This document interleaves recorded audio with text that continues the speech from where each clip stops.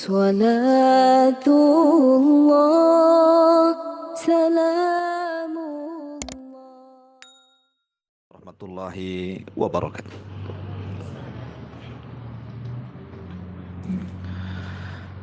Alhamdulillah wassalatu wassalamu ala Rasulillah wa ala alihi wa sahbihi wa mawalah wa la hawla wa la quwata illa billahi wa ba'du. Qala Allahu azza wa jalla ya ayyuhalladzina amanu taqullaha haqqa tuqatih wa la tamutunna illa wa antum muslimun. Amma ba'du ma'asyiral muslimin wal muslimat rahimani wa rahimakumullah. Alhamdulillah di pagi menjelang siang ini kembali kita bisa duduk di tempat ini.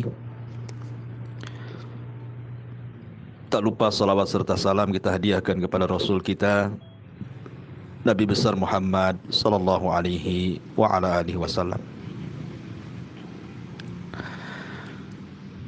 Ma'asyiral muslimin wal muslimat dimuliakan Allah Subhanahu wa taala. Pembahasan di pagi menjelang siang ini kita akan membahas seputar al-usrah. Usrah itu artinya keluarga. Di dalam Al-Qur'anul Karim ketika Allah Subhanahu wa taala mengatakan wa'budullaha wa la tusyriku bihi syai'an wa bil walidaini ihsana. Sembahlah Allah dan jangan sekutukan Allah dengan apapun dan hendaklah berbuat baik kepada kedua orang tua. Tapi dalam ayat yang lain Allah Subhanahu wa taala mengatakan ya ayyuhalladzina amanu qu anfusakum wa ahlikum nara. Wahai orang-orang yang beriman, jagalah diri kalian dan keluarga kalian dari api neraka. Ayat yang pertama bicara tentang hak anak kepada orang tua, tapi ayat yang kedua bicara tentang hak orang tua kepada anak. Artinya dalam keluarga itu ada hak-hak yang wajib dilaksanakan oleh kedua belah pihak. Beberapa waktu yang lalu ada orang yang konsultasi kepada saya.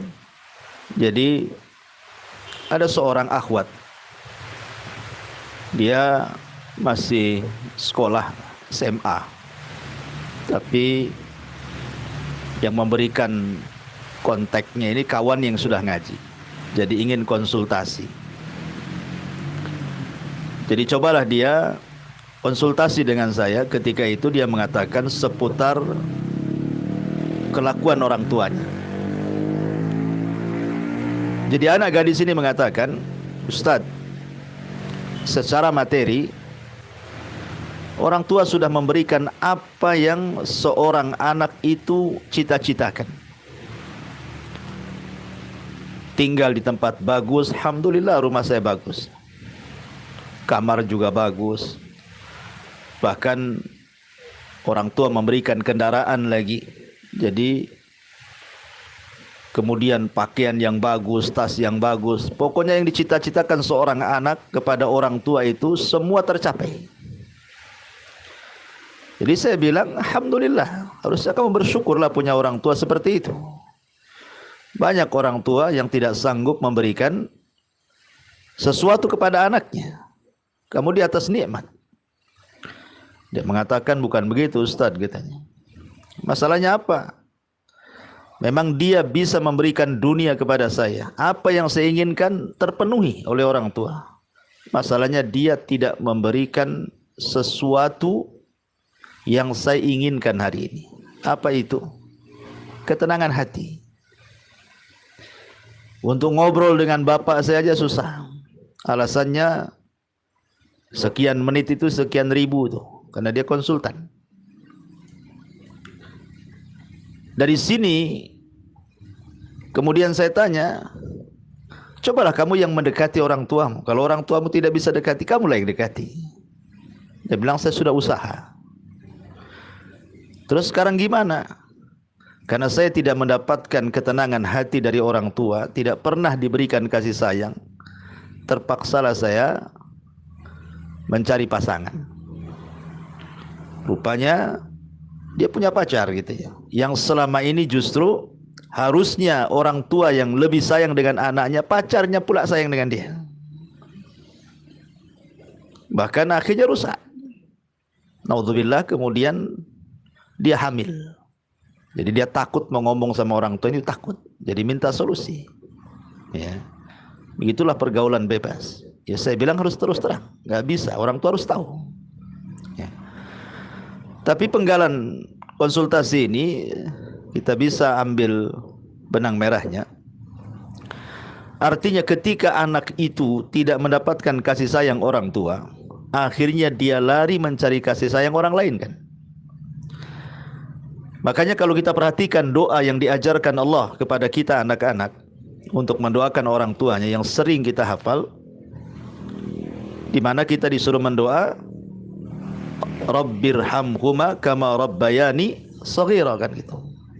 Ya Allah, berilah kasih sayang kepada orang tuaku karena sudah mentarbiah diriku. Kama rabbayani shaghira, saat aku masih kecil. Doa ini tidak ada unsur keduniaan sama sekali. Allah tidak katakan karena orang tua saya sudah ngasih makan saya, karena orang tua saya sudah ngasih pakaian saya, karena orang tua sudah ngasih rumah saya. Tidak. Tetapi karena orang tua memberikan kasih sayang kepadaku dan mentarbiah diriku saat aku kecil. Artinya pendidikan yang hakikat orang tua kepada anak itu bukan semata-mata urusan dunia, tapi ini urusan tarbiyah. Makanya tadi ayat yang pertama saya katakan, ku anfusakum wa ahlikum nar. Jagalah diri kalian dan keluarga kalian dari api neraka. Pembahasan yang kita akan fokuskan di sini adalah kezaliman orang tua kepada anak. Jadi terkadang kalau kita cerita tentang birrul walidain, sudah banyak kita mendengar ya, banyak anak-anak yang durhaka kepada orang tuanya sehingga orang tuanya mengeluh, anak saya begini, anak saya begitu, macam-macam kan itu ya. Kebanyakan keluhan di masyarakat itu biasanya orang tua stres gara-gara anaknya ya. Tapi kalau kita balik pembahasannya, bahwa justru hari ini banyak juga orang tua yang durhaka kepada anaknya. Bukan hanya sekedar anak durhaka kepada orang tua saja, tetapi sebaliknya. Padahal nanti pada hari kiamat, yang pertama ditanya itu bukan anak baru orang tua, tapi orang tua dulu baru anak ya. Kenapa demikian? Karena ada hadis yang mengatakan kullu maulud yuladu alal fitrah. Setiap bayi yang dilahirkan itu terlahir Islam. Fitrah di sini artinya Islam. Kemudian Rasul mengatakan fa abawahu yuhawidanihi au yunassiranihi au yumajjisani. Bapaknya yang menjadikan dia Yahudi, menjadikan dia Nasrani ataupun Majusi. Hadisnya titik sampai di sini. Tidak ada kata-kata orang tua yang menjadikan dia Muslim.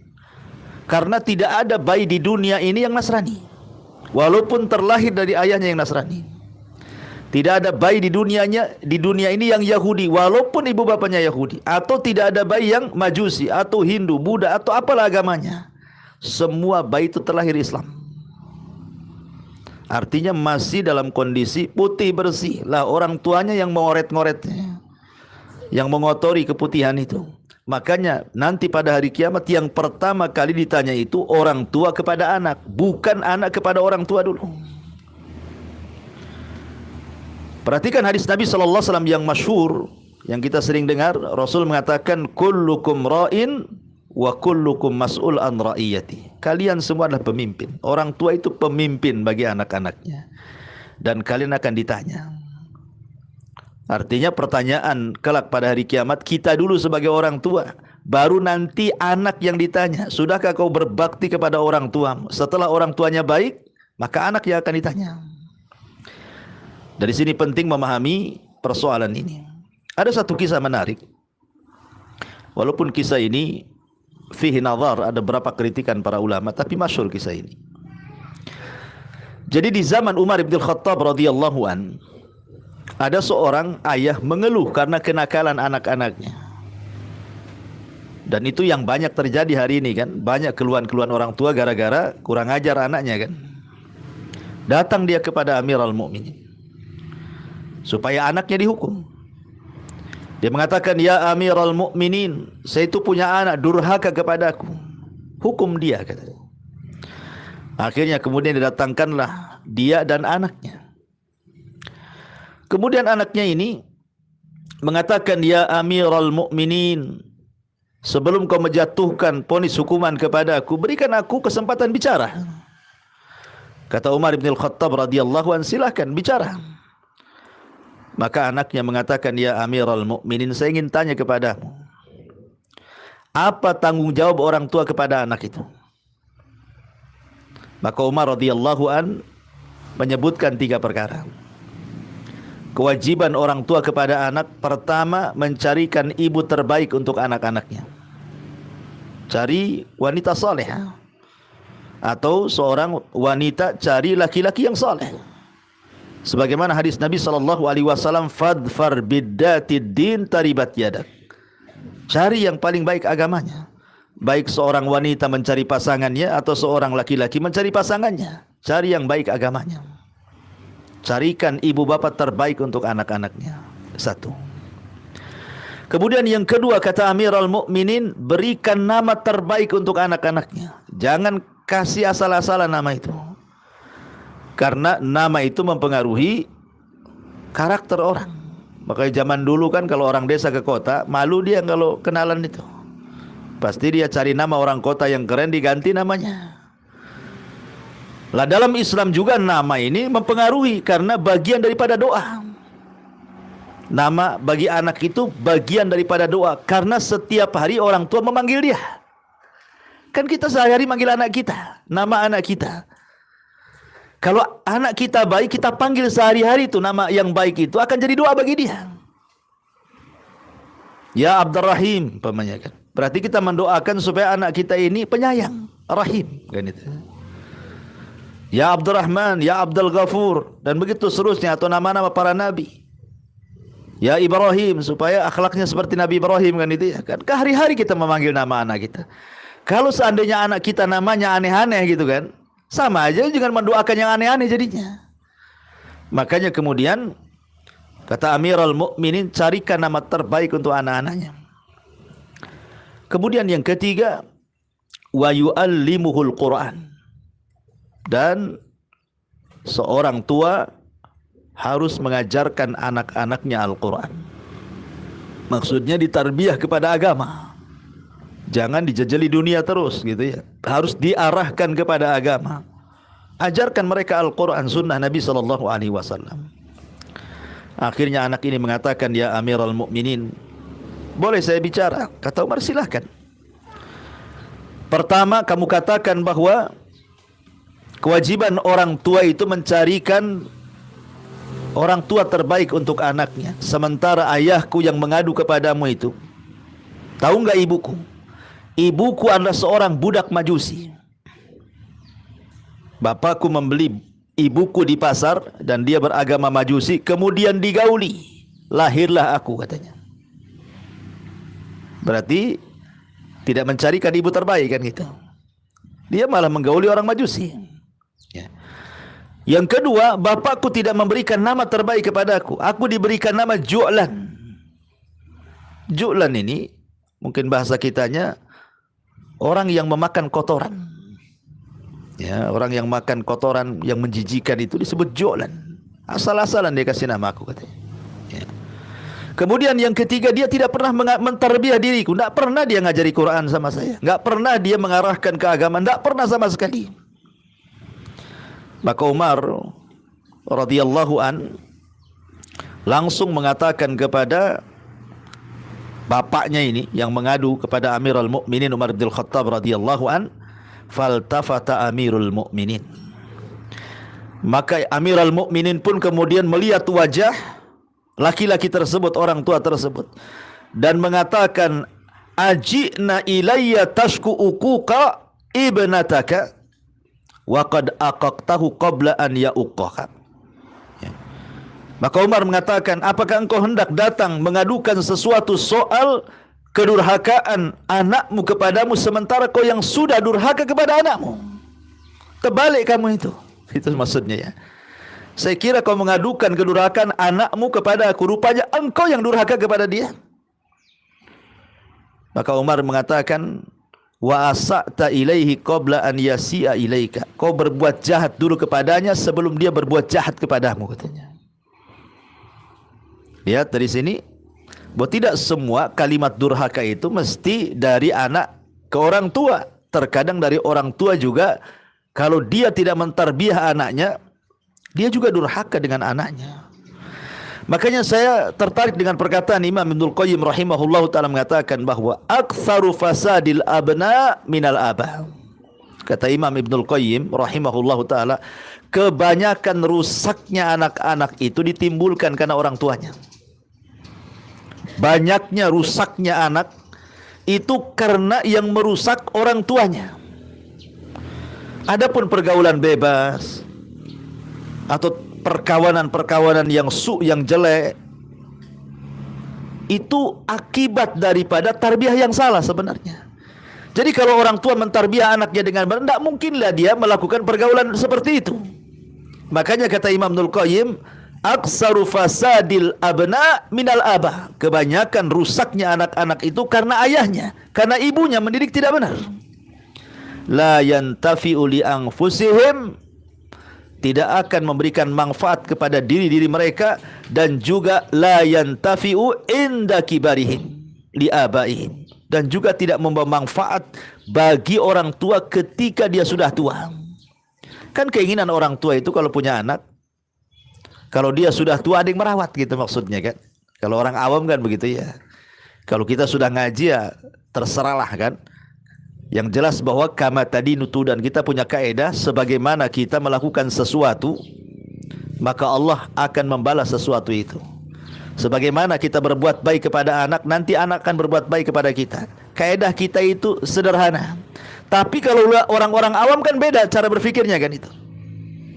Dia berpikir itu, kenapa saya harus punya anak banyak? Kenapa saya harus merawat mereka? Supaya nanti kalau sudah tua mereka yang merawat saya. Kalau kita tidak perlu kita berangan-angan seperti itu. Rawat aja dengan baik, nanti akan berbuat baik sama kita. Karena kita berpatokan dengan hadis Nabi SAW, tabarru aba'akum tabarrukum abna'ukum. Sebagaimana kita berbuat baik kepada orang tua kita, nanti anak-anak kita juga berbuat baik kepada kita. Ada imbasnya di situ. Ya. Ma'asyiral muslimin wal muslimat rahimani wa rahimakumullah. Bahkan dijelaskan juga oleh beberapa para ulama tentang ahammiyatu asyratu uquq atau asratu huquqi al-walidaini li abnaihim. Jadi kata para ulama, perhatikan 10 perkara yang harus ada pada setiap orang tua kepada anaknya. 10 perkara ini perhatikan ya. Yang pertama, ikhtiyarul ummi salihati tayyibati dzatal asli tayyibati wal khuluqil qawimi. Pertama, pilihlah seorang ibu yang saleh atau seorang ayah yang saleh yang punya asal yang baik dan akhlak yang baik. Tadi sudah saya katakan perkataan Umar bin Khattab, carilah orang tua yang terbaik untuk anak-anaknya. Karena ini akan mempengaruhi masalahnya. Akan mempengaruhi jahatnya orang tua kepada anak ya. Tetapi masalahnya sebenarnya kalau seandainya bapaknya ngerokok, ibunya ngerokok, anaknya ngerokok, itu saya kira sudah wajar kan. Ya wajar aja lah anak yang ngerokok, orang tuanya ngerokok juga kan itu ya. Umpamanya bapaknya bajingan, anaknya bajingan, ya wajar lah. Bapaknya aja bajingan, umpamanya kan seperti itu. Justru yang mengherankan itu kalau bapaknya bajingan, anaknya pula ustadz. Itu agak heran kan itu ya. Orang tuanya tidak pakai jilbab, sobak-sobek, nggak jelas pakaiannya. Anaknya pula menutup aurat pakai cadar gitu ya. Bapaknya nggak sholat, anaknya pula rajin sholat. Itu yang buat heran sebenarnya. Kalau seandainya anaknya jahat, orang tuanya jahat, kita tidak heran. Ya memang tarbiyahnya seperti itu kan. Tetapi berapalah banyaknya orang tua yang jahat, anaknya yang baik itu? Berapa? Itu kan karena hidayah anak saja sebenarnya. Tidak banyak. Kebanyakan itu umumnya anak-anak itu ikut orang tuanya. Orang tuanya baik ikut baik, orang tuanya jahat ikut jahat. Itu umumnya manusia seperti itu. Sedikitlah ada orang tua yang jahat, anaknya baik itu. Ya karena itu Allah memberikan hidayah kepada kita dan juga kepada anak-anak tersebut gitu. Jadi makanya dari situ kita harus mencari sebab. Salah satu sebabnya adalah ikhtiar tadi, mencari pasangan terbaik. Dan ini kita harus doktrin ibu-ibu yang punya anak perempuan gitu ya, atau punya anak laki-laki. Jadi sekarang sudah didoktrin anak-anak itu. Kalau cari pasangan, kalau cari istri atau cari suami, cari yang terbaik. Ya. Bukan terbaik itu secara dunia, tidak. Materi itu bisa dicari, tetapi agama itu sulit dicari. Kemudian yang kedua, tarbiyatuhum tarbiyata imaniyah. Kewajiban kita orang tua itu memberikan tarbiyah imaniyah. Tarbiyah yang mendorong anak itu jadi takwa, ya, jadi takut kepada Allah Subhanahu wa taala. Dan jangan pernah bosan mentarbiyah anak itu, walaupun anak kita anggaplah sudah nikah, sudah punya istri, punya suami, punya anak-anak. Tidak terputus kewajiban orang tua mentarbiyah mereka, walaupun mereka sudah sama-sama tua. Mana kisahnya? Kisah Nabi Ibrahim. Ya. Ketika Ibrahim mendengar anaknya Nabi Allah Ismail menikah, dia pengen tahu karakter istrinya seperti apa, karena nggak pernah ketemu masalahnya. Berangkatlah Ibrahim dari Palestina ke Mekah, ke suku Jurhum tuh. Kemudian bertamu ke rumah Ismail. Ismail sedang nggak ada, sedang kerja. Ya. Sementara istrinya tidak tahu kalau itu mertuanya. Ibrahim berpura-pura dan tidak mengaku kalau dia bapaknya Ismail. Dia ingin memberikan ikhtibar ujian kepada istri Ismail yang pertama itu. Tiba-tiba setelah ditanya beberapa masalah, mengeluh dia. Mengeluh soal ekonomi, mengeluh soal dunia, dikeluhkan semuanya. Bahkan dia pun tidak punya akhlak yang baik. Dia tidak memberikan suguhan terbaik kepada tamunya, asal-asalan aja dikasih.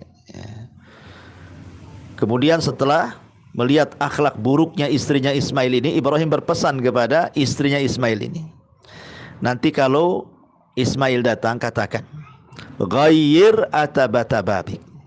Kemudian pergi Ibrahim. Ya. Akhirnya setelah pergi Ismail, kemudian datang istrinya, ceritalah, tadi ada orang tua datang kemari, ya saya pun mengeluhkan sesuatu kepadanya. Kata Ismail, apa yang dikatakan orang tua itu, dan ada nggak wasiat untukku, katanya. Ismail tahu itu bapaknya kan itu ya. Nggak tahu katanya. Dia cuman berpesan kalau datang suamimu katakan ghayyir atabata babik, ganti itu tangga yang menuju rumah depanmu tuh. Maksudnya sudah diceraikan gitu.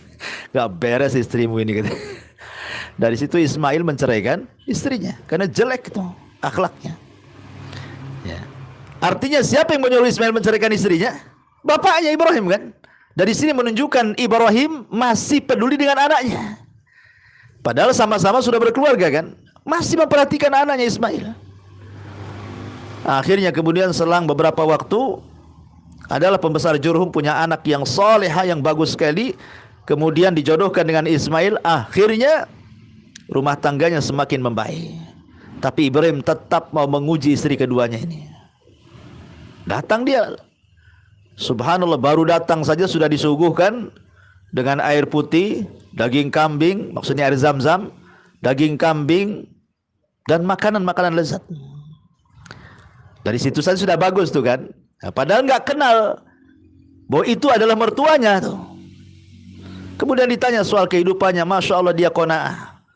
Dia senantiasa ridha dengan pemberian Allah Azza wa Jal.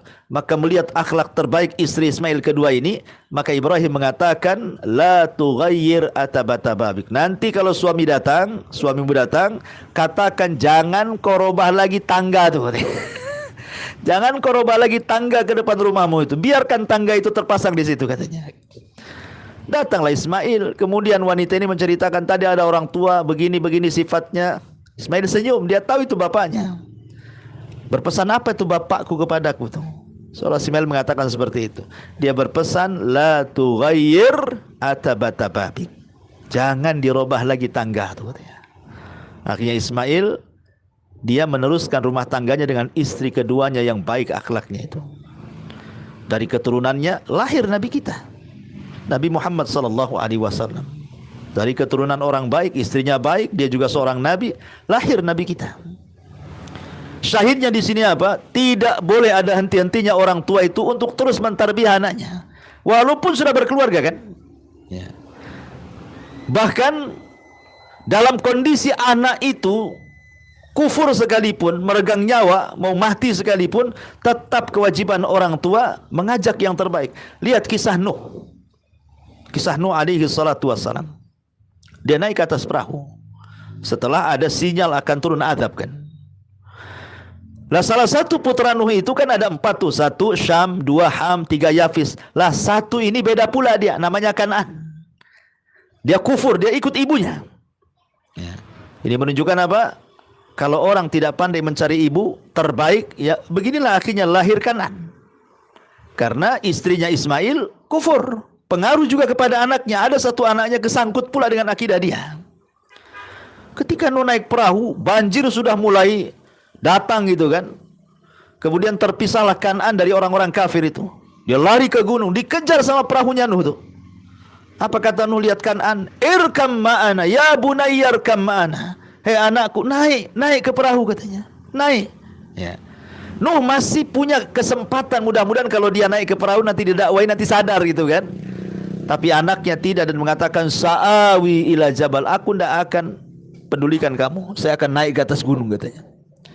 Nuh sudah mengatakan, la asimal yaum, tidak ada yang selamat nak hari ini, masuk. Tapi dia tetap mengatakan, sa'awi ila jabal, saya akan naik ke gunung, katanya. Nggak akan sampai ini air ini. Ketika anaknya tidak mau dan tetap saja keras kepala, akhirnya Allah katakan kepada Nuh, tinggalkan anakmu, innahu laisa min ahlik, dia bukan keluargamu lagi, katanya. Tinggalkan, akhirnya tenggelam mati sama istrinya. Ya. Tapi syahidnya di sini bagaimana Nuh alaihi salatu wasallam tetap memperhatikan anaknya, kan. Padahal sudah jelas-jelas kufur, kan itu ya.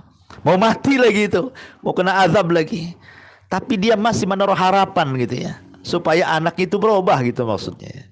Maka dari sini tidak boleh putus asa orang tua itu untuk terus mentarbiyah anak. Terkadang kita ini diuji oleh anak, ya, tidak nurut sama orang tua, atau mungkin kurang ajar dengan orang tua, terkena pergaulan bebas. Padahal itu sendiri kesalahan orang tuanya sendiri sebenarnya, kan.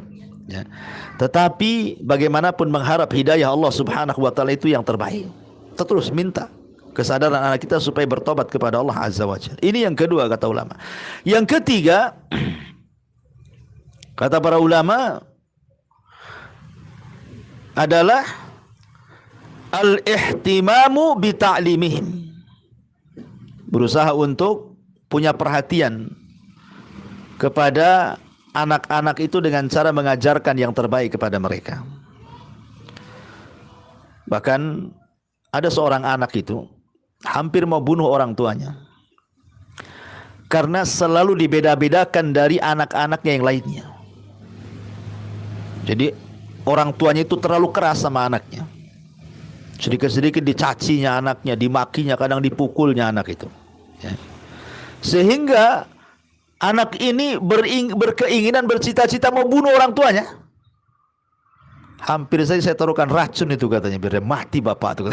Kan ada anak yang membunuh orang tuanya, kan. Kenapa? Karena tidak ditarbiyah masalahnya. Dendam dia jadinya sama ayahnya sendiri. Makanya betul tadi kata Imam Abdul Qayyim itu, anak yang tidak ditarbiyah ini sudah tidak manfaat bagi anak itu sendiri kelahirannya. Yang kedua, setelah anak ini besar pun tidak akan manfaat setelah tua orang tuanya. Makanya pentingnya di sini al-ihtimam bi ta'limihim. Jadi berusaha untuk punya perhatian dengan mengajarkan mereka, duduk bersama mereka, beri kasih sayang kepada mereka. Makanya dulu ada seorang sahabat namanya Aqra ibn Habis di zaman Nabi. Aqra ibn Habis duduk bersama Nabi. Datanglah Hasan Husain itu, ditangkap sama Nabi, dicium sana cium sini. Namanya anak-anak, Rasul sayang dengan Hasan Husain karena Rasul tidak punya anak laki-laki, laki-lakinya meninggal semua. Jadi ketika punya cucu laki-laki itu sayang betul Rasul itu. Kata Aqra bin Habis, Rasul, aku punya loh 10 anak. Tak ada yang kucium satu pun. Bayangkan, aku loh punya anak 10, tak ada satu pun yang kucium katanya. Kata Rasul, jangan. Nanti Allah cabut rahmat di hatimu. Irhamu man fil ardi, sayarhamukum man fis sama. Sayangi orang yang di bumi, nanti Allah sayang sama kamu. Ya. Begitu Rasul mentarbiyah kepada anak itu supaya orang tua itu tetap memperhatikan taklim mereka. Kalaulah memang orang tuanya sudah terlanjur, anggaplah terlanjur baru hijrah.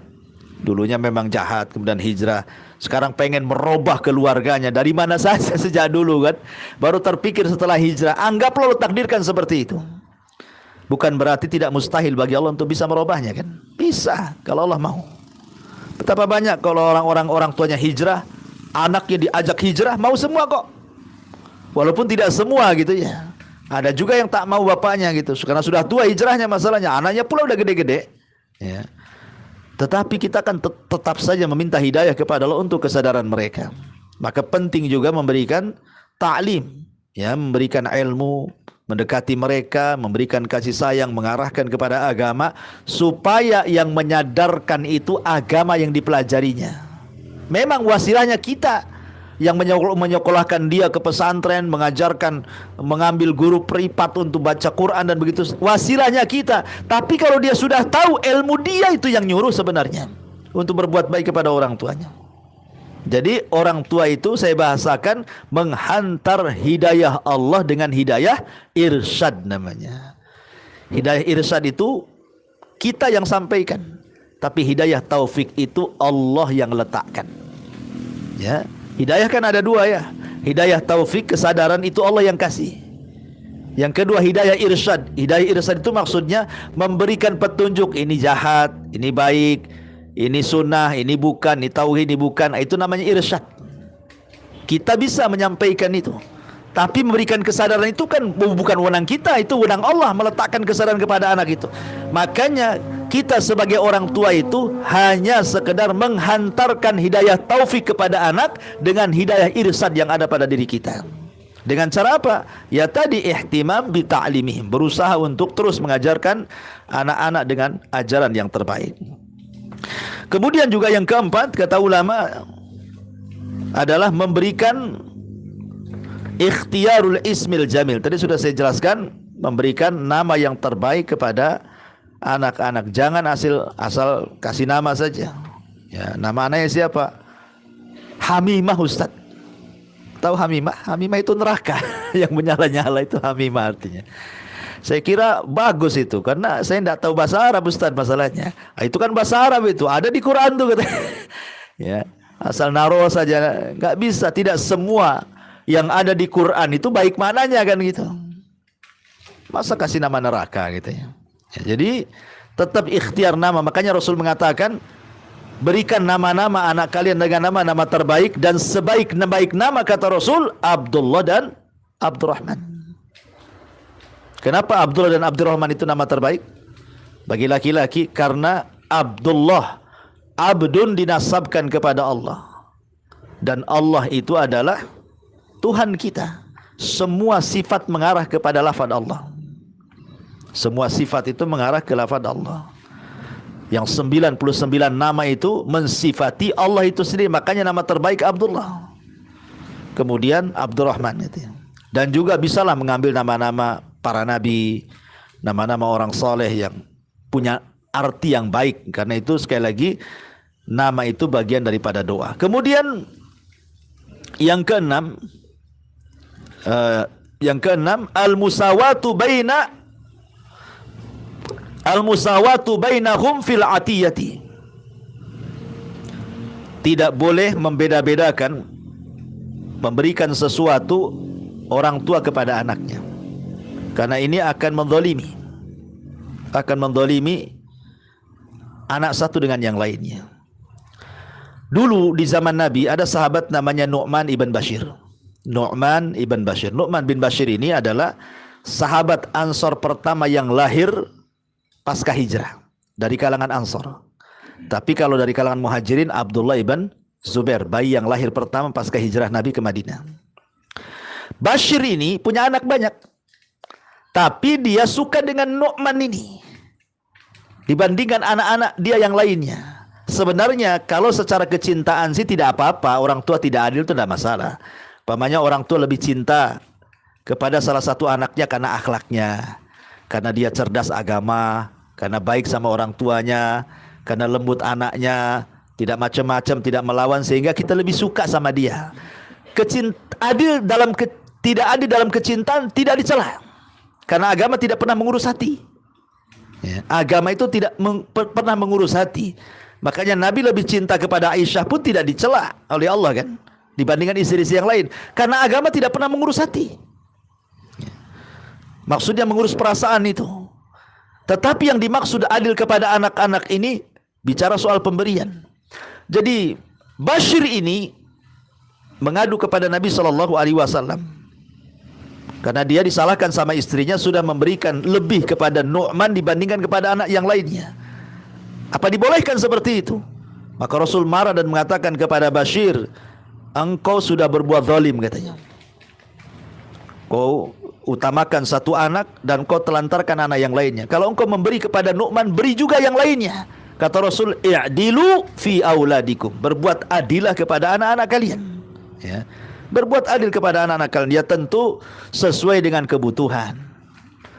Sesuai dengan kebutuhan. Pamannya anak usia berapa, pamannya baru lahir 3 bulan, jangan pula diberikan lato-lato, kan tidak bisa main dia. Gitu. Jadi ya sesuai kebutuhan. Anak SMP kan beda kebutuhannya, SD beda kebutuhannya, TK beda kebutuhannya. Ya, tapi maksudnya sesuai, adil di sini meletakkan sesuatu pada tempatnya sesuai dengan kebutuhannya. Terkadang orang tua itu dalam bicara saja terkadang tidak adil dengan anak-anaknya. Dia lebih banyak bicara sama si A, sama si B jarang. Ngambeklah si B ini. Saya juga anak-anak kamu juga kan begitu. Karena dampaknya itu luar biasa. Contoh nih, Nabi Yusuf alaihi salatu wassalam, kenapa sampai dicemplungkan ke sumur tuh? Kenapa coba? Karena hasutan ibunya. Ibu daripada istri Nabi Yakub yang lainnya menghasut anak-anaknya. Tuh lihat tuh, si Yusuf sama si Binyamin itu katanya lebih dicintai ayahnya. Ya, kamu juga anak-anak mereka, kalian sudah besar. Giliran dia menyuruh-nyuruh, kalian yang disuruh-suruh. Giliran sayang-sayangan Yusuf sama Binyamin yang disayang-sayang katanya. Akhirnya tertanamlah sifat hasad nih putra-putra Yakub yang 10 ini. Karena Yakub lebih mencintai keduanya. Nampak di hadapan saudara-saudaranya kan. Tetapi kalau seandainya ibunya tidak menghasut, tidak mungkin juga lah anaknya hasad kan. Karena ibunya yang menghasut. Akhirnya jadi, makanya ini penting seorang ibu itu paling cepat kalau mempengaruhi anak-anak itu orang tua sebenarnya. Mau positif mau negatif. Paling cepat ibu itu. Makanya hati-hati ibu kalau punya anak, jangan ngasih pengaruh. Karena ibu itu paling cepat ditiru dibandingkan bapak. Bapak ini kan sibuk kerja, ketemunya malam saja kadang-kadang.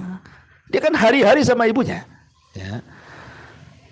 Nah dari situ juga ketika salah bertarbiyah saja akhirnya jadi masalah. Ya. Bahkan berapa banyak orang yang kemudian setelah orang tuanya besar meninggal rebutan waris pula kan itu. Kenapa? Karena tidak ditarbiyah tadi. Ya. Akhirnya gara-gara harta kemudian bercanggah, silaturahimnya hilang. Kan banyak tuh gara-gara urusan harta waris putus silaturahim kan. Waris ini kan urusan dunia. Ya. Urusan dunia waris ini, silaturahim ini urusan akhirat. Terkadang terputus silaturahim gara-gara urusan dunia kan aneh. Makanya saya nasihati, kalau hanya gara-gara urusan dunia, akhirnya kemudian orang tua marah dengan anaknya, anak marah kepada orang tuanya, saudara marah kepada saudara yang lain. Yang dikejar ini apa sebenarnya? Ya. Kita ini hidup wa ma khalaqtul jinna wal insa illa liya'budun. Jangan sampai urusan dunia di tengah-tengah keluarga menjadikan putus silaturahim. Ya. Karena yang terpenting itu adalah silaturahimnya. Dunia itu kan bisa dicari, tapi kelembutan hati itu Allah yang letakkan masalahnya. Sehebat apapun kita meletakkan kelembutan kepada orang, kalau Allah tidak lembutkan, gak akan lembut. Ya. Makanya Allah mengatakan, lau anfaqta ma fil ardi jami'an ma allafta baina qulubihim. Kalau kau infakkan semua yang ada di bumi untuk melembutkan hati orang, Allah tetap tidak akan kasih kelembutan. Kenapa? Walakinallaha allafa bainahum. Allah yang melembutkan hati orang. Ya, sebab kalau lembutnya karena dunia itu hanya sebatas saja. Contoh antum umpamanya sering dikasih, ya, lama-lama suka dengan dia karena dikasih. Sekali dihentikan, lama-lama hilang juga. Paling tinggi, paling mengenang, gak enak, sudah berbuat baik sama saya. Paling tinggi seperti itu, mengenang kebaikannya saja kan. Ya, tapi kelembutannya kan hilang. Kalau kemudian yang menjadikan kelembutan itu dunia hilang pula lembutnya. Ma'asyiral muslimin yang dimuliakan Allah Azza wa Jalla, intinya bahwa jangan pernah berbuat tidak adil kepada anak-anak. Kemudian aunuhum ala husnil ikhtiyari fi zawaj. Para ulama juga mengatakan usahakan juga kalau memang orang tua bisa mencarikan jodoh terbaik kepada anak-anaknya, carikan. Umar bin Khattab radhiyallahu an ketika putrinya Hafsah itu kan suaminya meninggal dunia, mati syahid di peperangan. Maka Umar keliling mencarikan jodoh Hafsah. Dia datang kepada Abu Bakar, ditawarkan, Abu Bakar nikah dengan Hafsah. Abu Bakar tak mau. Ya. Datang kepada Utsman, nikahilah anak saya Hafsah, katanya. Utsman tak mau. Ya. Pokoknya dikeliling tuh. Sampai akhirnya dia marah dengan Abu Bakar, gara-gara tak mau dia marah dia Umar itu. Coba kan. Akhirnya datang ngadu kepada Rasulullah. Rasul, masa aku nawarkan Hafsah kepada Abu Bakar, dia tak ada jawaban, katanya. Ngomonglah apa alasan yang jelas kan itu. Aku datang kepada Utsman, masihlah Utsman kasih jawaban, masih lembut lah dia. Aku pahamilah jawabannya. Ini Abu Bakar ini mana tak mau ada jawabannya. Kemudian kata Nabi SAW, begini wahai Umar, Hafsah dia akan mendapatkan suami yang jauh lebih baik dibandingkan Utsman, kan? Dan Utsman akan mendapatkan jodoh terbaik dibandingkan kamu, katanya. Maksudnya apa? Akhirnya kan Rasul yang meminang Hafsah dan Utsman menikah dengan putri Nabi. Ya. Kemudian setelah tahu Rasul menyebut-nyebut Hafsah, kemudian Abu Bakar baru cerita, bukan saya tak mau anakmu, Nabi menyebut-nyebut nama anakmu masalahnya. Tak mungkin saya dahulukan Nabi kan, gitu ya. Tapi syahidnya di sini bahwa bagaimana Umar itu berusaha mencarikan terbaik kan, gitu ya. Sebenarnya tanggung jawab orang tua tuh.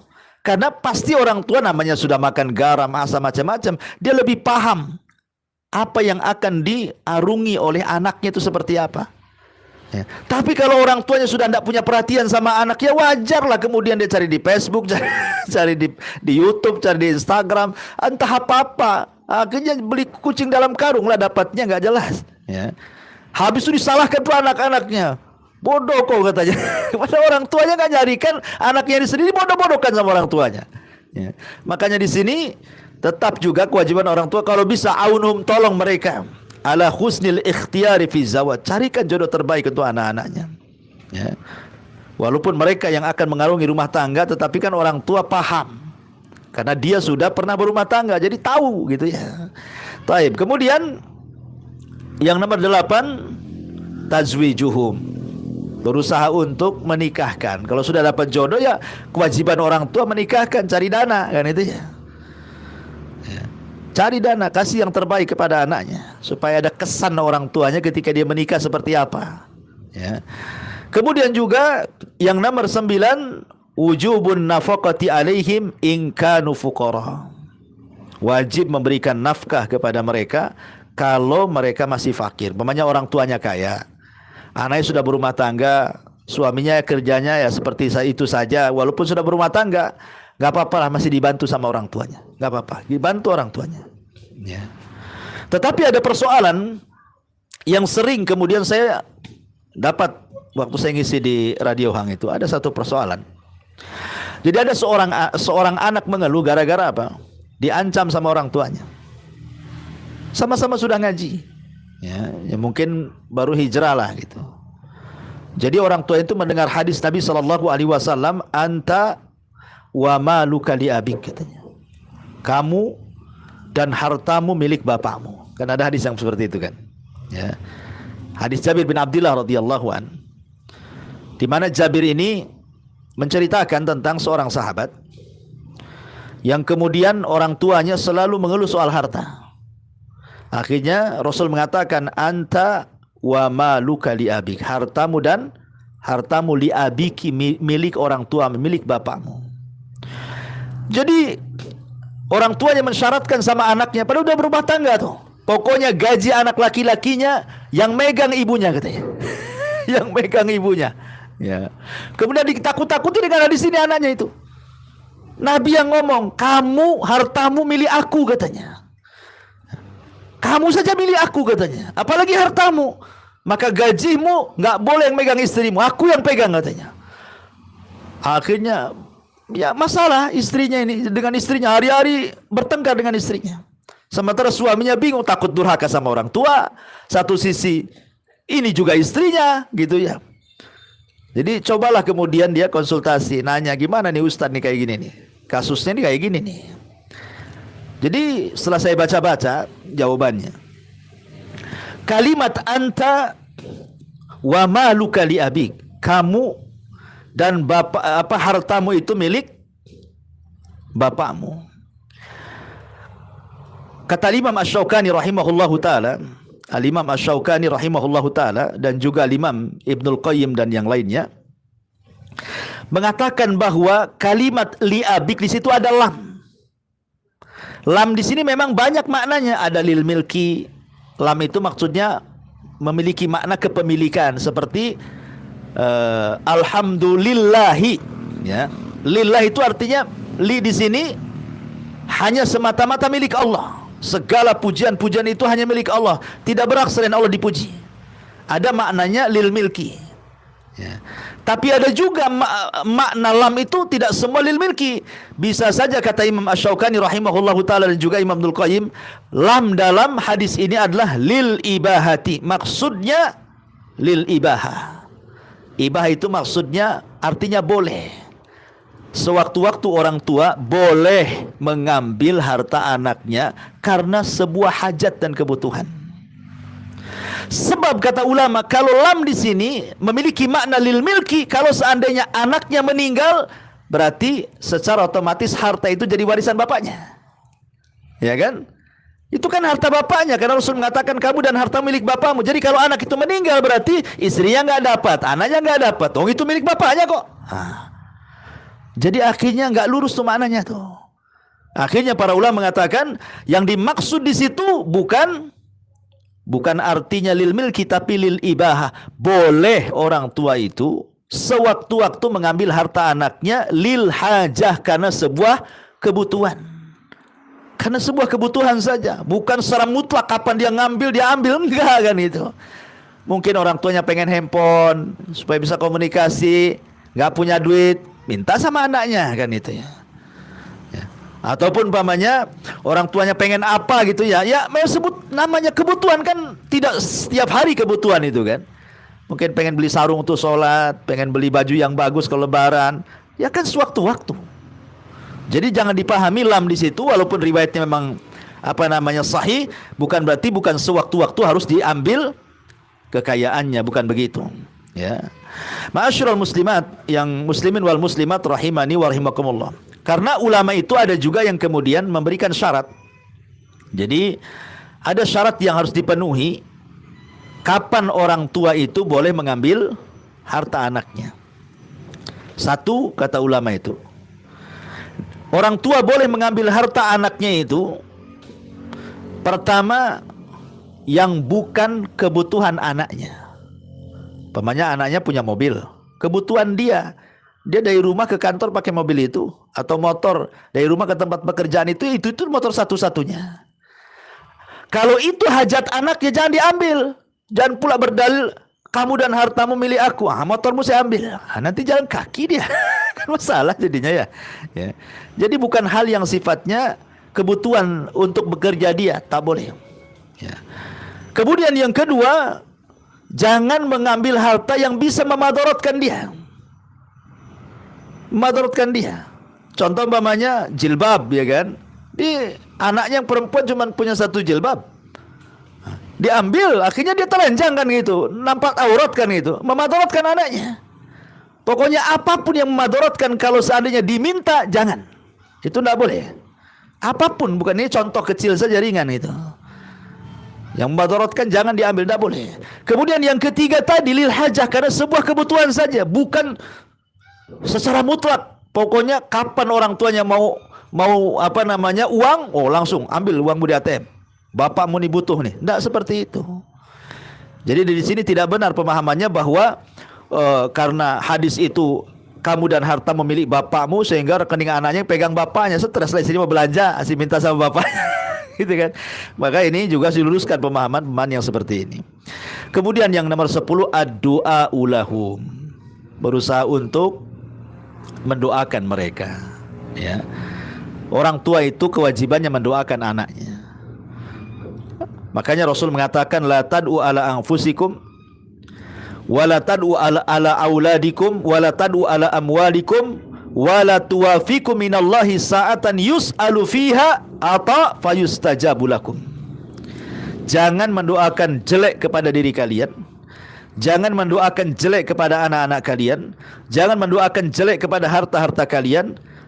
Kenapa? Karena kalau dia mendoakan keburukan, tepat diaminkan para malaikat, maka itu bisa menjadi sebuah kenyataan. Diijabah doanya. Ya, makanya sering saya katakan sama antum kisah tentang Imam Masjidil Haram kan. Sudes, ma'ruf. Siapa yang tidak kenal Sudes? Ya. Imam Sudes, Imam Masjidil Haram, imam favorit satu dunia ya, ditirukan suaranya oleh imam masjid itu, Imam Sudes itu.